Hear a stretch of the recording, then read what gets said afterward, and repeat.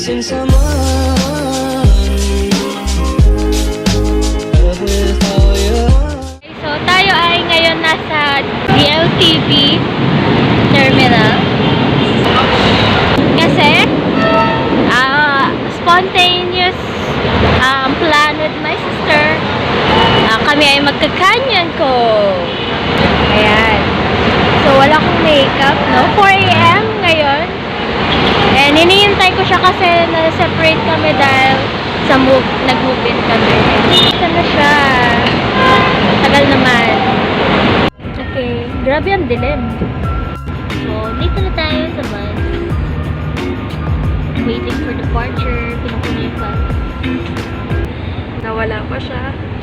Hindi nawala si Ea girl. Punta sa ibang Makto siya eh. Gusto ko na nga sabihin, diyan ka na lang magbas, magkita na lang tayo sa Ako naman kanina iniisip ko. Sinasabi niya bang magkita na lang kami doon na mismo sabi. Oo, doon na gusto sa Batangas.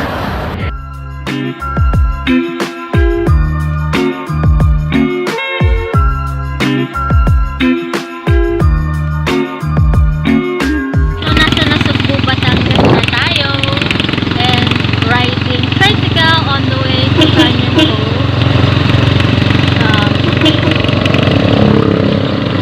Mahal. Yes, with my sister. Kami ay nasa Canyon Cove na for day tour lang naman. So, hindi kami mag-check-in sa hotel. That's why dito kami dadaan. Sumakses tayo. Mga sumakses sa pag-day tour.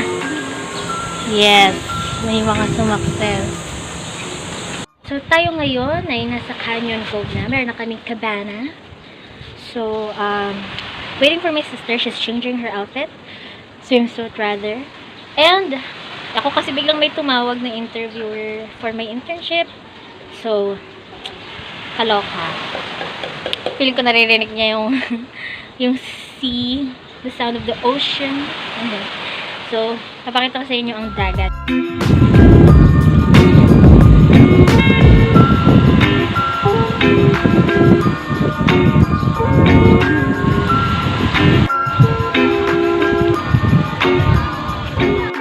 So, ito yung cabana namin.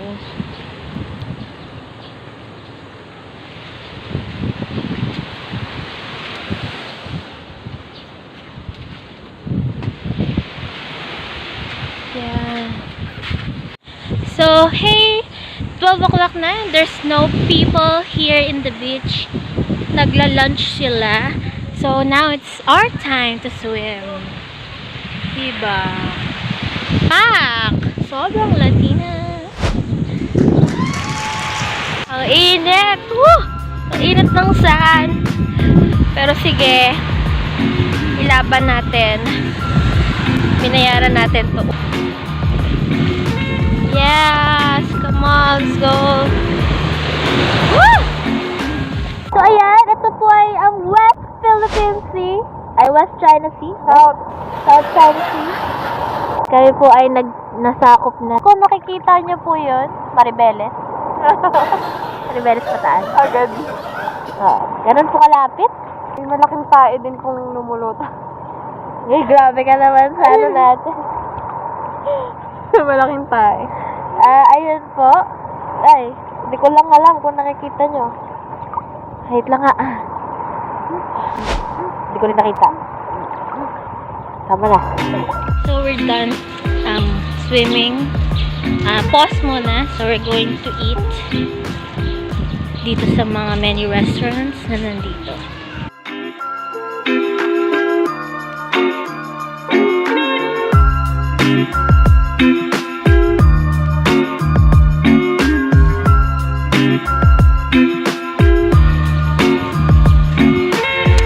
Yeah. Puro likod ng kapatid ko ang nakikita nyo. Kahit vlog ko to. This is Canyon Cove. Okay, so ito may mga stalls dito kasi ayaw naming mag-restaurant. May Korean. So may dinaanan akong parang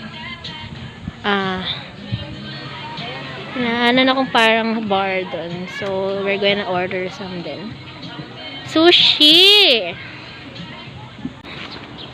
Okay naman siya. Pero ang price ng pagkain, kasi ito lang. Oo, 300. Nagulat ako sa 300, ante.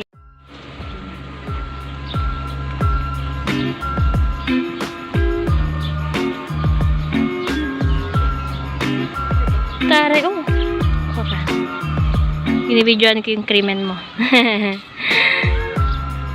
Nakita na, yung bawal po yan. Okay, so hapon na. And actually nakatulog ako dun sa cabana. Mga 30 minutes lang naman. Pero can you believe it? Hapon pa lang, like 2 o'clock pa lang. I expected it na mas dadalo yung time quickly, but nagugulat ako ang bagal ng oras. So we're just going to to like explore a little bit. Alam niyo ba kanina nung pagdating namin dito, na ko yung buhok ko, like hinahagod ko, and then like biglang may na-feel ako na matigas na something. Tas nung nasa changing room ako, pagtingin ko, there's like antique. Diba? Ngayon naman, we're in one side.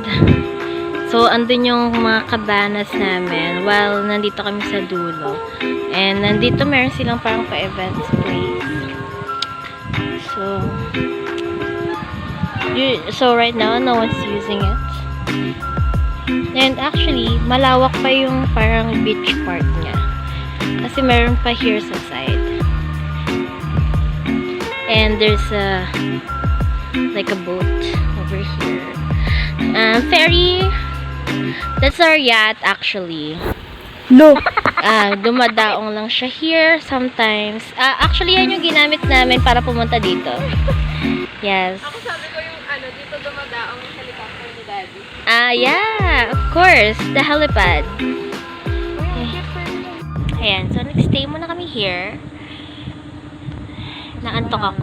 Yeah, mahangin kasi here eh. Nakakaantok na yung hangin ngayon. Malakas na portable aircon.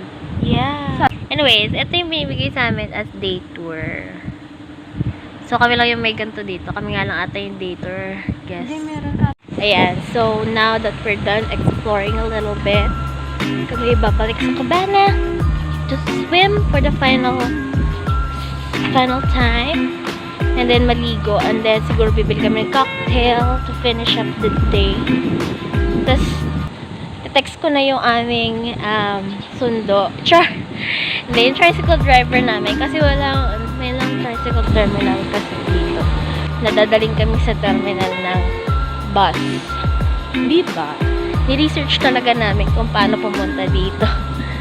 So, at the end of the video, I will compute kung ano yung mga nagastos namin.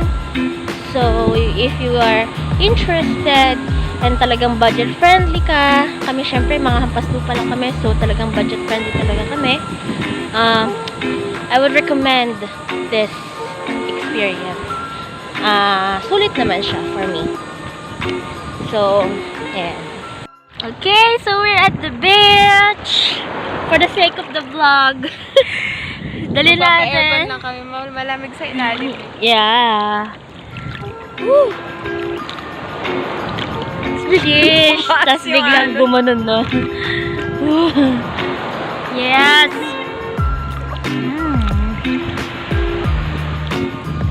Sugar! We're done taking a bath. Tara na agad. Awin na kami. Masakyan muna tayo. Strawberry margarita. Okay. That's all. Tapos gusto ko Canyon string po and strawberry margarita. Yes. Tsaka gin bilhin.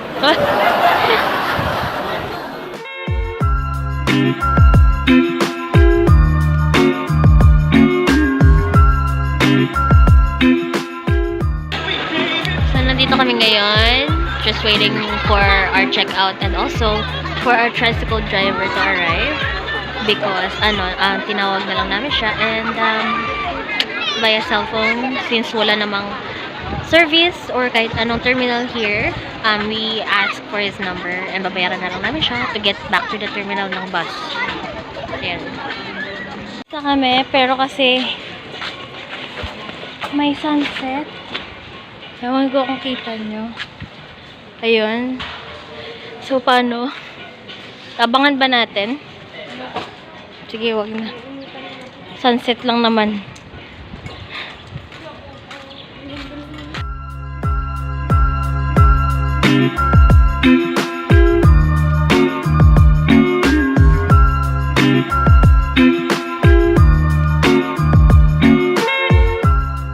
Guys, so nakauwi na po kami. Like, it's been a few days if I'm being honest. And now ko lang kasi naisip na yung kung ano yung mga naging rundown ng mga ginastos namin. So, actually, this trip was on a budget kasi actually day tour lang siya.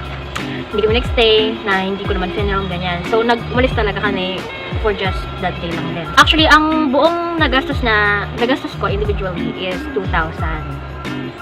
Just because kasama na din yung mga personal budget ko, like yung pagkain na binili ko, yung mga kaartihan kong pagpunta dun sa terminal, which is nag-move it ako. But technically, ang mga gagastusin mo lang talaga to get there is 240 for regular fare sa bus and 150 bayad sa tricycle. Papuntas mismo sa Canyon Cove. But in my case, kasi nagdala ko ng student ID, ang binayaran ko na lang sa bus is 192. And then, actually, nabudol kami nung tricycle driver on the way to Canyon Cove. Naging 250 ang binayaran namin. Pero, alam ko talaga sa utak ko noon na 150 lang siya. But, since, you know, parang, matanda na kasi yung nagdadrive. So, hindi ko na rin talaga, like, hindi na ako nakipag-argue or what. Siyempre, kailangan din nila ng kabuhayan. So, it's fine. But, going back to the terminal dun sa Batangas, sa Nasugbu, is that 150 talaga yung binayaran namin. So, it shows na 150 talaga yung babayaran mo to get there. Meron silang sarili nilang rules doon. So, anywho, so, yun. So, pabalik, ganun lang din yung binayaran namin. The bus was 240 for regular fare and 192 for student or senior. And, ayun, so from the house kasi, dito sa bahay, nagbayad kami ng parang 97 papunta sa terminal and 97 pabalik. So, parang overall, 100, 200, 192 times 2, tapos, ayun pa, 150. And since nabudol nga kami, ayun. Pero technically, ang kung based on like transportation, mainly to go there, ayun, 240 lang and 150. Tapos, yung daily tour kasi namin ticket is nabili namin sa Klook. So, 399 siya. And then, nagkaroon kami ng discount sa mga vloggers out there. Shout out to all of you guys. And, ayun. So, nabawasan siya. And then, yung mga pagkain naman doon sa resort is, pinakamura na pang-nilha is 300. For, like, kasi yung kinain namin is ramen and tteokbokki for brunch. And, ayun. 303 something plus pa yung tteokbokki. Tapos, nagpumili pa kami ng cocktails and stuff. So, I'll just put the menu sa cocktails here. Yan. Pause nyo na lang if you wanna see. Pero yon. So, all in all, ang ginastos ko is, I think, kumigit kumulang 2,000 pesos. So, if you're on a budget and 2,000 lang ang iyong kayang i-ambag, kasama na ata doon, I believe kasama na doon yung binayaran kong ticket kasi ambagan kami ng kapatid ko. So, ayun, it's good. It's a good deal. Marami naman din kaming nagawa sa resort. Talagang, on trip lang talaga namin is swimming. Kasi malamig dun sa dagat. As compared dun sa swimming pool nila, which is tirikan ng araw. Although tirikan ng araw habang nag-swimming kami sa dagat, is that yung tubig naman is super lamig. So, we didn't even try dun sa kabila. And, ayun, we didn't even wanted to try yung mga amenities nila, like yung mga island, floating island. Anyways, actually, story time, nakapag-swimming rin naman kami all the way dun sa floating island. Kasi marunong naman kami lumangoy. So, nakaangkas lang din kami sa floating island without even playing there. Kasi nga, medyo sobrang lalim na din talaga doon. Baka mapituhan kami ng lifeguard. Kasi nga, hindi kami nag-avail, pero nandun kami. Kasi malalaman nila if nag-avail kasi bibigyan nila ng life jacket. Eh, kami wala. So, with that, this is the end of our vlog for today. I hope na you guys enjoyed my comeback, and there will be a few more videos about travel soon to come. I guess this is just kind of my regalo sa sarili ko for all my hard work for the past 4 years. And that's it. So I hope you guys like this video. Give it a big thumbs up. Follow me and subscribe to my channel. Follow me on all my social media accounts, Facebook, Twitter, Instagram. Ay, pero wala pala akong, di ko na binuwas ng aking Twitter. But follow me on TikTok. And also I would like to encourage you guys to follow all my business accounts. I will just link it down below. And that's all. Just abangan nyo na lang yung mga ilalabas ko. Without further ado, thank you guys for watching this video and see you guys in the next video.